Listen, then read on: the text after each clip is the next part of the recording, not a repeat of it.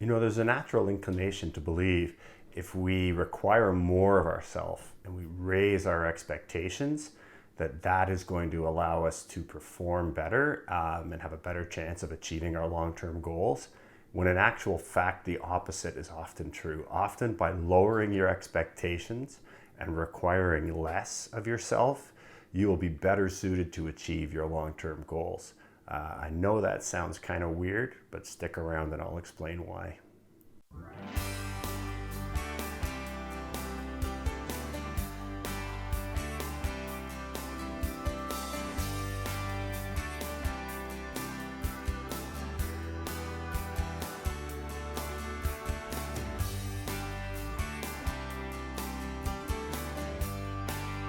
So how can lowering our expectations and requiring less of ourselves actually put us in a better position to achieve our dreams?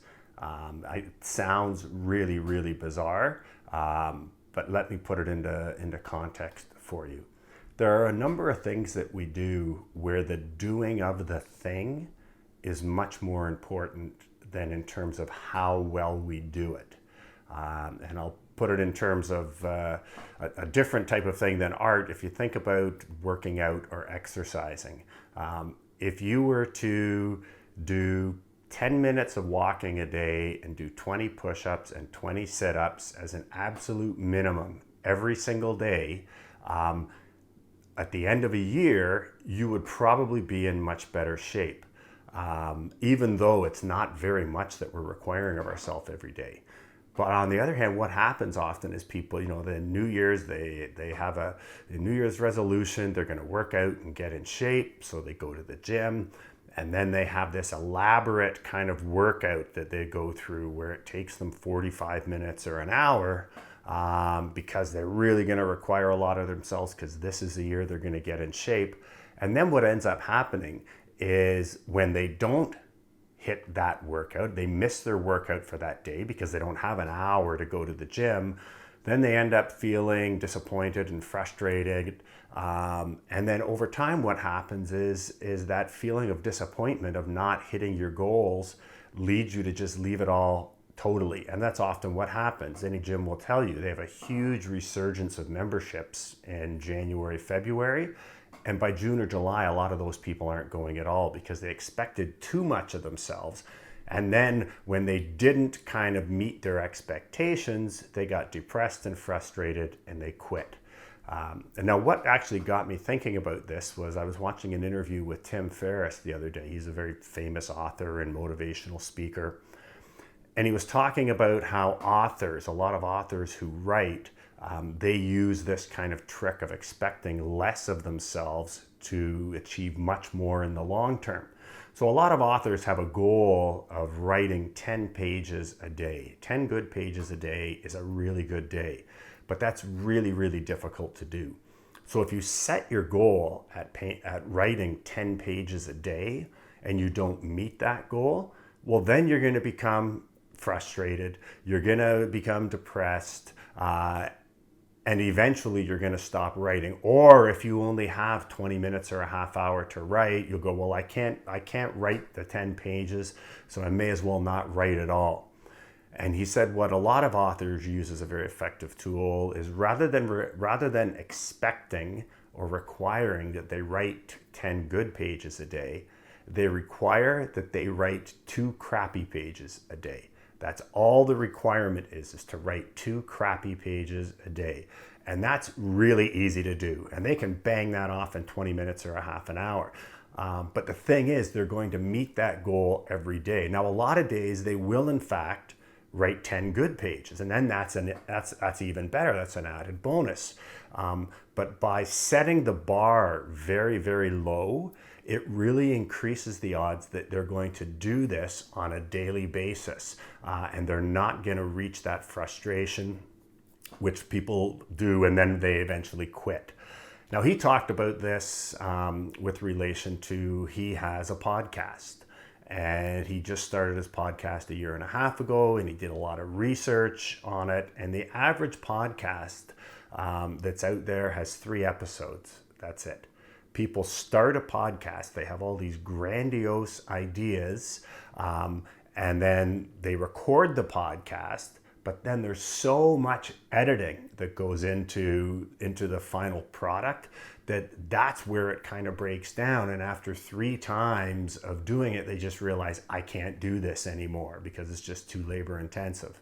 So he decided with his podcast, what he was going to do is try and shoot it all in one take with a minimal amount of editing, and to pare it down as simple as possible so that at least he could do the podcast on a regular basis. And those of you who saw my first episode of the vlog, you'll see that there's a whole correlation with this and me and my vlog.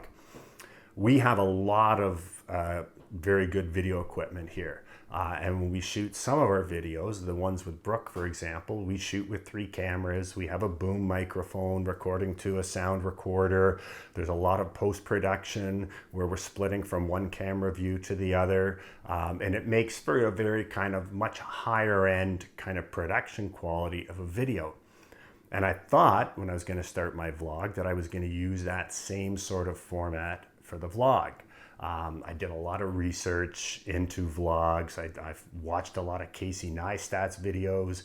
He's generally known as one of the best vloggers out there. And he has all these amazing videos where, you know, there's maybe 40 or 50 jump cuts in a 10 or 15 minute video. But he's a filmmaker. And even he says there's an average of kind of 3 to 10 hours editing on every single one of his vlogs. But I thought I'm going to do that. So for my very first vlog, we actually shot with multiple cameras. We had a separate microphone recording. And what ended up happening, it was a bit of a mess. First of all, Cameron was gone, so I had to do the editing myself, and it took me like 3 hours to edit. We also had problems with the sound because I wasn't sure how to run a low-pass filter over the sound to filter out the hum that came in. And I just realized if I have to do this every single time, I'm never going to be able to shoot a vlog every day. And again, getting back to Casey Neistat, he actually said all you need is an iPhone with a lavalier mic that plugs in, will give you amazing sound quality, and it will give you great video quality, and that's all that you need.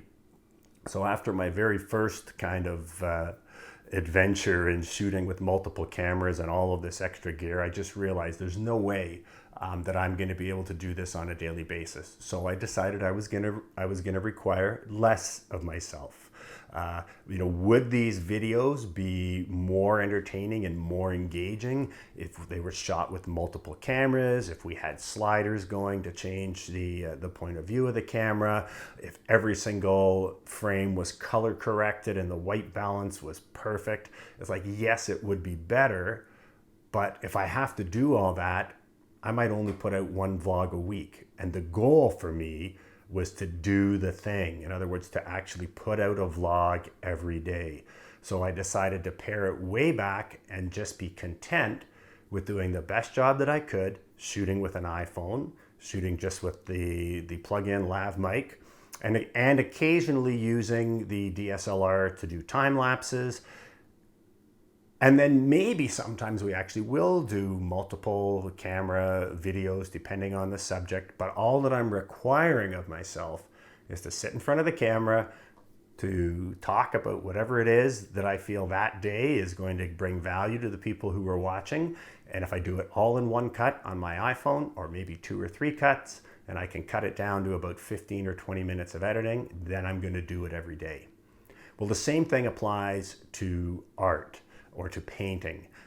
So let's look at it in a simple way. If you were to decide that you really want to improve your drawing ability this year, you could say, well, I'm going to join a life drawing class, and I'm going to go, I'm going to join the Arts and Letters Club in Toronto, and I'm going to go every Wednesday, and I'm going to go there for the 3-hour life drawing session. And I'm also going to go there every Saturday and Sunday, and I'm going to go through that whole life drawing session 3 days a week, and that's really going to improve my drawing ability.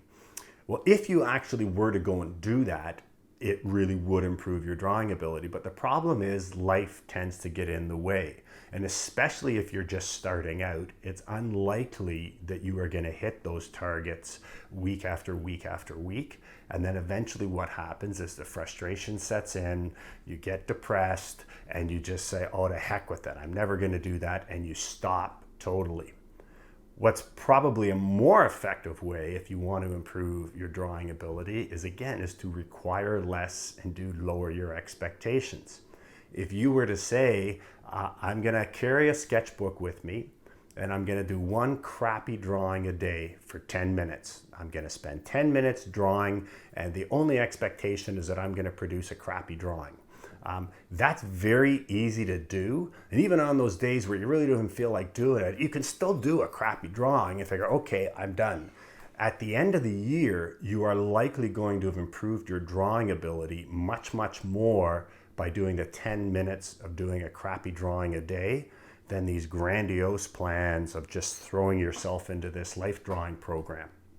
Now, again, we set these as a minimum requirement. That doesn't mean that every day your goal is just to do a 10-minute crappy drawing, but it means that on those days where you don't feel like drawing at all, or those days where you're really, really busy, that's the minimum that you will do. And on other days, you will do more.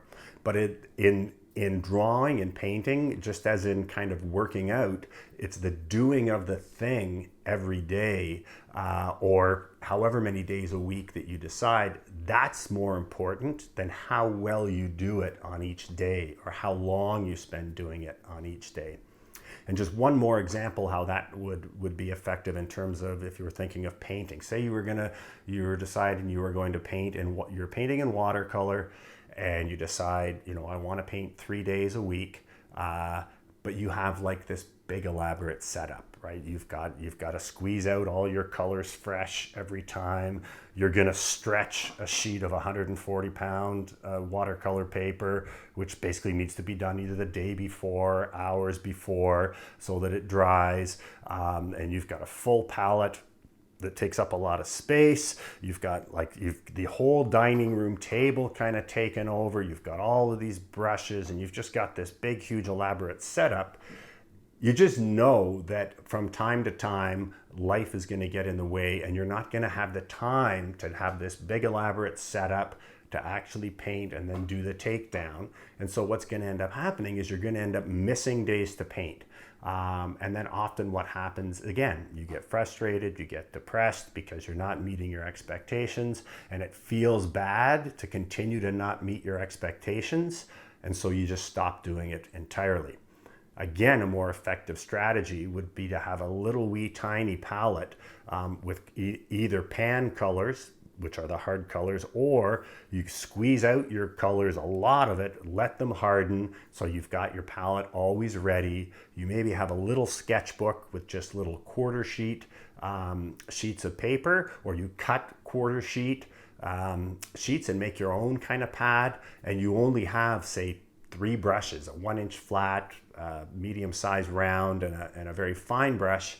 And the 3 times a week that you paint, all that you need, you can actually paint sitting in an easy chair with just a little thing of water beside you and your palette in your other hand or in your lap.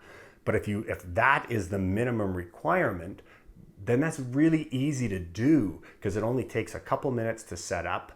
And again, you say, I'm going to paint a crappy little watercolor 3 times a week. You're not setting up that I have to paint this huge masterpiece, or it has to be this kind of really involved subject matter. It's just, we get better by the act of doing these things, not by the act of spending an intense amount of time doing it once, but it's that repetition and that practice of doing it. And this kind of thing ties into any of these sort of things where it's not about how good is the painting you're going to create now, or how good can you do the drawing now. It's how good do I want to be in 2 years, 5 years, 10 years, and is this going to move me closer towards it? So it's like spending 10 minutes a day doing a crappy drawing going to move you closer to your goal of becoming very expert at drawing? It's like, yes, it is. And it doesn't matter what any of those individual drawings look like. It's the act of doing it whereby you improve. So that's how, by lowering your expectations and requiring less of yourself, you can actually bring yourself closer and closer to your long-term goals. I hope you found this helpful. I'm Tim Packer, and I thank you for your time. Oh, and as always, if you like this, give me a thumbs up. If you haven't already, subscribe and share it with your friends. And if you have any questions or comments, I'd be happy to hear them.